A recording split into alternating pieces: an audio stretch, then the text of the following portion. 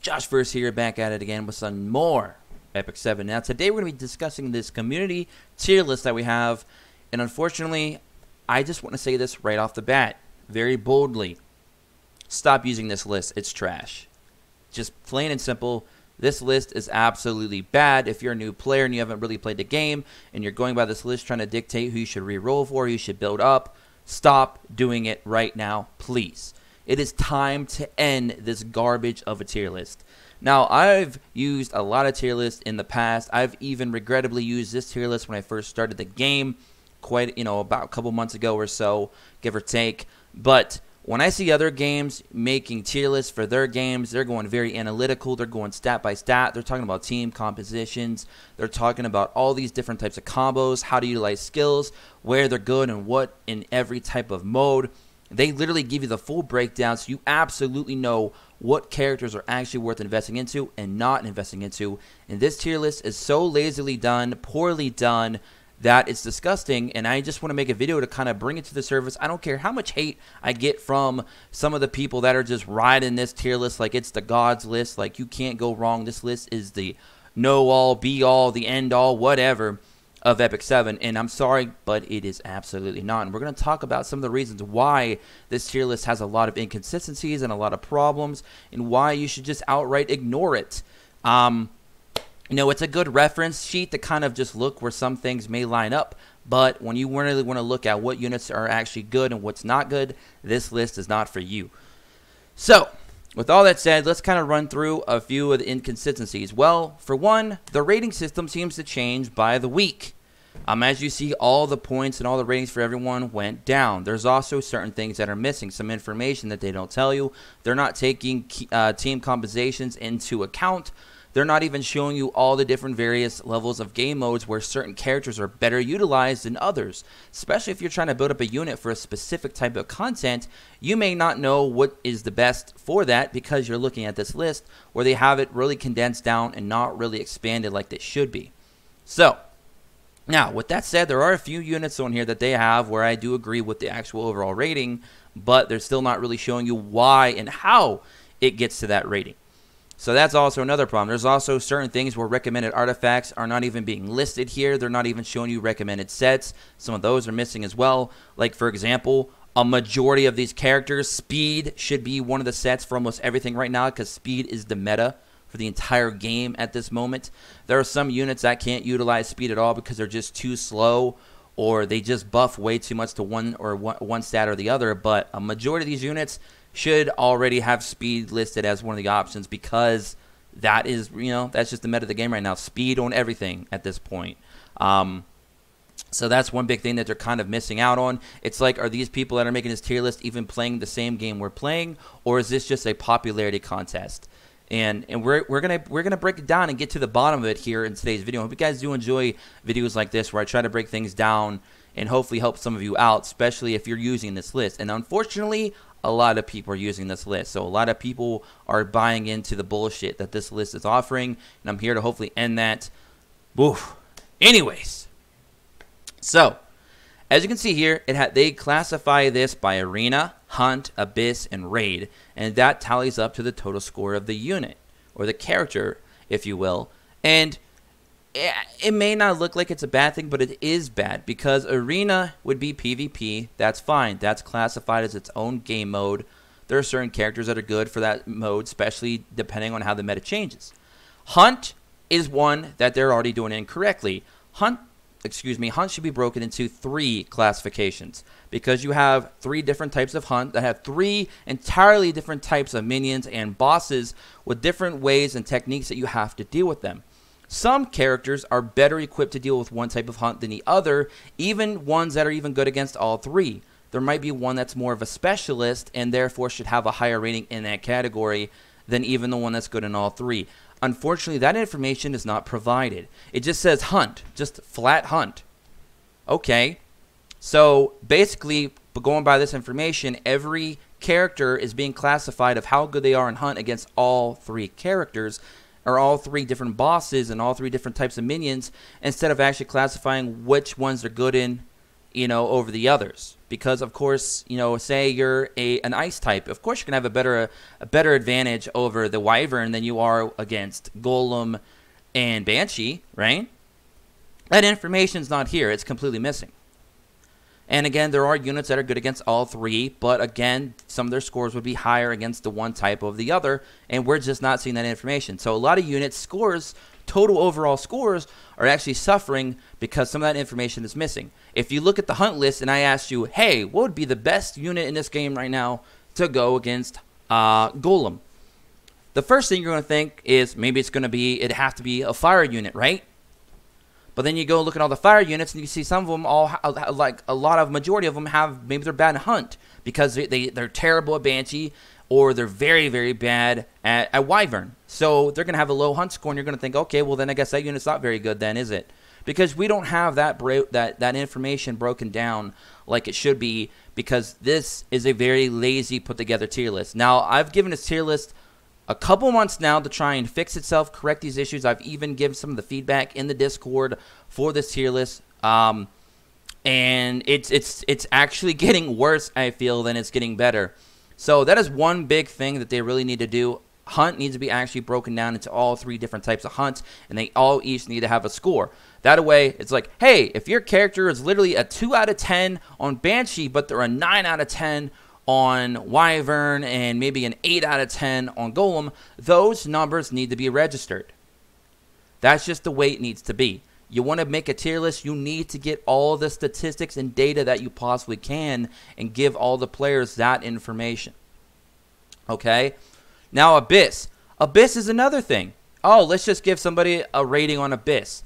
But some Abyss stages are harder than others, or more difficult for specific characters. So again, you're just jumbling 80 levels of Abyss. You're just jumbling those all into one number.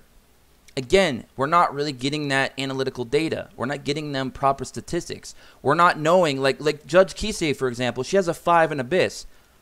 But what if some of the Abyss stages, she has more like a 0 or a 1, or maybe she has some where she's an 8 or a 9. She's not getting that proper information shared with us. And some players are going to be using that unit thinking, okay, she's a 5, so she's decent. She's not good, but she's not terrible. Or maybe they're looking at Maid Chloe, oh, she's a 7, or Kra is an 8, or Luna's a 9, and thinking, oh, man, we're just going to steamroll through Abyss because she's a 9 in Abyss. So, I mean, she's going to be good on all 80 stages. Which, that's not going to be the entirely true. But we're not getting that information. So people are being misled with this type of laziness. And then you have Raid. Raid, I guess you could also classify, but then again, Raid also has several different types of bosses that all have certain types of, requirements to overcome certain obstacles that they give you, and some characters are way better against some of those bosses than others. We are not getting that broken down information. Therefore, all these total scores are just bullshit that there is no information to back any of this stuff up from. There is no data anywhere giving us, the player base, the community, any of this information that we need to really know how good a unit is in specified areas, because people are just, this tier list is too lazy. It's very lazily done, and I don't like that. Now, another thing, some of these units, the numbers that they are using, a lot of times don't even really add up.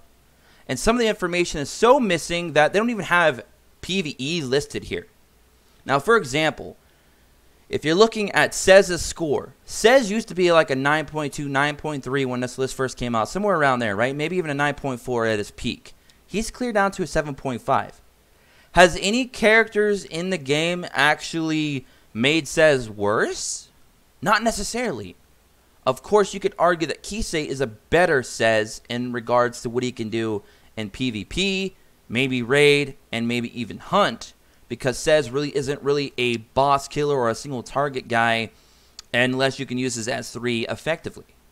However, one big thing that they took away from him that really lowers his score, which should not be a thing, is the fact that they actually went ahead and took away the PvE element. Doing story, doing side quest. Sez is still arguably one of the best farm characters in the game. What I mean by that is he can kill multiple enemies pretty quickly and get you through areas of the game, a lot of areas of the content, quickly. He's more of a quality of life character. He saves you time. He makes let's say an hour of farming. He makes that maybe more 35 to 45 minutes of farming. So he's saving you 15, 20 minutes, right? Because he's that type of character. He's one of the ultimate farmers when it comes to clearing out hordes and stuff like that. And they're not giving him the credit for that, so therefore he's going to have a 7.5 total score. When if you add the fact that he's probably like a 9.5 or a 10 in PvE elements, such as story, side quest, that they completely just took off of this tier list, he'd be probably closer to a high mid, a mid 8 to a 9, which would make him look like a lot more of a manageable character, especially for people who want to reroll for something that'll help them get through the beginning content, get to their first Moonlight Summon after 10-10, etc. Says is amazing early game, and he's still one of the best farmer characters in the game for getting you through hordes, which is kind of his gimmick and what he's best at. But you won't know that if you're a new player or a player that just is unaware with a lot of this information, and you look at this tier list and you're like, oh, he's a 7.5. Man, he must suck. That's complete bogus, and that's what we're getting from this tier list. So that's just another big example of what's going on. Now, another example that I want to talk about here is we got the situation with Yuna and Challenger Dominiel. Why do those two kind of match up? Well, here's the thing. According to this tier list, if you add Challenger Dominiel to your team with Yuna, Yuna goes straight up to an 8.5 or an 8 or whatever. She gets a half a point to a point when she's paired with Challenger Dominiel. Because Challenger Dominiel and Yuna together are an amazing combo. But here is the problem with that kind of analogy. You would have to apply that same logic to every character in this game. Like, for example, Maid Chloe's a 7.4. And another one, where's her best partner at? Let's go right here. Chiron is a 7.4. But if you put those two together, oh, they make magic. Because Chiron's going to be able to be more effective with his S3 when he's closer to death. And then if he comes back, he'll still have low HP. So we'll be able to still get that S3 off more effectively. And, of course, Maid Chloe has got that kind of skill set to match up with Chiron to work. So if you put Maid Chloe with Chiron's score should go up higher. See, you see how that logic's broken? Because now you're going to have to apply the same logic to every character in the game. Like, oh, if you pair so-and-so, the score should go up because they're best buddies. They help each other, right? Makes no sense that they're only singling out a few units that do that. Completely lazy on their part. That means that they're kind of throwing in team comps to an extent, but completely dropping the ball on all others. It's like they're just nitpicking here and there, and it's ridiculous, right? Another thing, where's it at? Ken has still not been updated. Ken's got his buff. How long ago now? It's been like a week or so, almost 2 weeks, and we still have not gotten Ken's update. But don't worry, Bellona's already been added to the list. As you can see, she's an 8.6. So Bellona, who was just added to the game just a few days ago, has already got her stuff fixed on the list and set up. Ken is still waiting for his stuff to be corrected from when he got his buff. Cool. Another big issue. Oh, the artifacts. The artifacts. What they don't tell you is a lot of these characters that have these scores cannot achieve these scores without specific artifacts. Some of them specifically say you have to have this artifact or the unit will not be no good. As you can see here with Bellona. You need Rosa Hargana if you want to get that 8.6. Or with Spectre Tenebria, you need that Caladra. You know, there's other units like Fighter Maya, needs that Arius. Song of Stars for Wondrous Silk, Watcher Shuri, you know, etc., etc. Some of these, they go and say, hey, they need that or they're not going to be any good. Like Karen, for example. She needs 100% critical chance to hit that. But to be honest, a lot of units need the same thing. A lot of these units need specific artifacts to achieve that score. Not just the 4 or 5 that we just showed, but pretty much all of these units. If you want to meet their maximum potential, they need the most optimal build. That means the most optimal sets. You know, they need the most optimal artifact. And if they don't have that, they're not going to necessarily achieve that score. Damage tests are another thing missing from the tier list. We're not getting proper statistics of how things can be upgraded and how artifacts can manipulate certain characters in certain situations. we're not getting a lot of that information. We're just getting these little half-assed summaries off to the side for some of them, and a lot of them, as you can see, are just completely blank. I know you can't see it kind of cut off on the right side of the screen, but this is by far one of the most laziest tier lists I've ever read and seen in my entire life of any gacha game that I've ever played. And it's been about 2 months now. They've had plenty of time to do something with it, so I decided, you know what, it's time to make a video and just tell everyone this tier list is not the way to go. Don't acknowledge this tier list at all. You can look at it just as a quick glance or a reference sheet, but do not really buy into anything that's actually being displayed, because it's a lot of lazy stuff being showcased with a lot of missing information, and it's very unfortunate to see.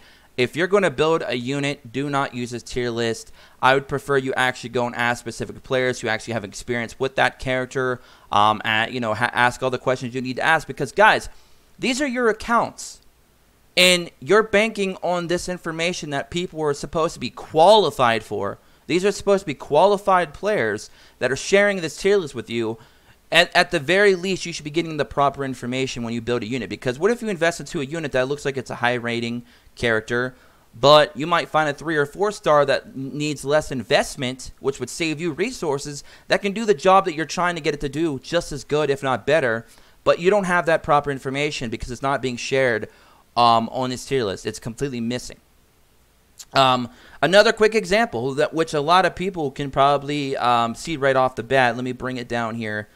Where was another good example? Okay, Angelica. Angelica is, use Marahara's tome or Shimadra's staff. But guess what? Where's Candlestick? It says all HP, but where's the speed set? A lot of people who've been playing Epic 7 for the past 2 months know very well that Angelica with Candlestick is one of the most optimal builds right now. Because you would build her with speed so she can just spam heal. That'll get you through a majority of all content in the game. And you put her in the front, usually as a leader or a sub-leader, so she can get, so she can get that cooldown off of the Candlestick. So she's going to just keep spam healing, doing her job, but doing it a little bit faster and, more often, which of course would make her just a better unit overall. They don't even list that information here. You would never know that. If you looked at this tier list, you would never even think, speed's pretty good on her. You would never know that. Or, Candlestick with her would be awesome. You would not know that. You would not know that if you looked at this tier list, because it does not give you that kind of insight, that kind of information that you deserve to have. Now, again, I know I'm probably going to get a lot of hate because people just, think everything that's made under the sun for Epic 7 is just perfect and it's just peachy and there's no problems with it. However, I'm sorry, I don't care how much hard work, quote-unquote hard work, went supposedly into this tier list, but this tier list is whack. It's wackadoodle. It's garbage. It's very inferior. It's missing a lot of key points, missing a lot of key data information. It doesn't even have proper damage testing on certain areas with certain types of equipment. Even if you didn't even include equipment at all, there should still be more information on, more in-depth analysis, basically, of the character's skill sets, what skills you should enhance.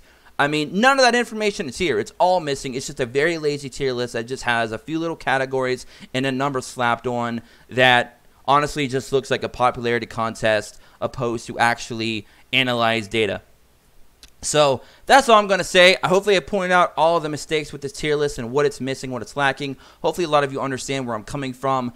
It just drives me crazy when it's a community tier list, has lots of people working on it, and this is still how lazy the end product is. And yeah, and some of you may be looking at some of these overall ratings and are probably thinking to yourself, what? I believe, actually, before we get out of here, I had one more thing to talk about with the new character. Bellona, right here. Bellona has an 8 in PvP. And I want to tell a lot of you why there's a problem with her getting an 8 out of 10 in PvP, when she should probably be closer to a 9, if not a little bit higher. As you guys know, the current meta in the game is a lot of ice heroes. You've got Kisei. You've got Kra. Right? You've got DN. Okay? You got Angelica, if you throw her in your PvP team, for some of you out there. You got Sez. People are still running Sez. A lot of people who've invested into Sez are still using him. So, I mean, that's just a handful. There's probably more that I'm missing right now. Like Karen, for example. There is, there's other ice units. There's a lot of ice units. At the end of the day, there's just a lot of ice units in the meta right now for PvP. Bellona is a very good counter to all that, especially if you equip her with her new artifact that she came with in her banner, which gives her an additional big, massive percentage boost when attacking ice types. And she has like the AoE defense break and all that. I mean, she's going to hit all those ice heroes extremely hard, including Deanna Craw and stuff like that, and Kisei, some of the big mainstays in a lot of people's PvP teams. And the fact they only gave her an 8 on that, ouch. Yeah, you're missing the mark there a little bit. So, you know, just another thing where they're not really analyzing their own, analyzing the game properly that they're playing to put up the proper scores. But hey, whatever, right? But anyways, hope you guys all enjoyed that. Please subscribe if you're new for some more Epic 7 content. Hopefully my next Epic 7 video will actually be some more gameplay. And yeah, so can't wait to do that. Also be sure to join us in the Discord below as always. And that's going to be it for today. So hope you guys all enjoy.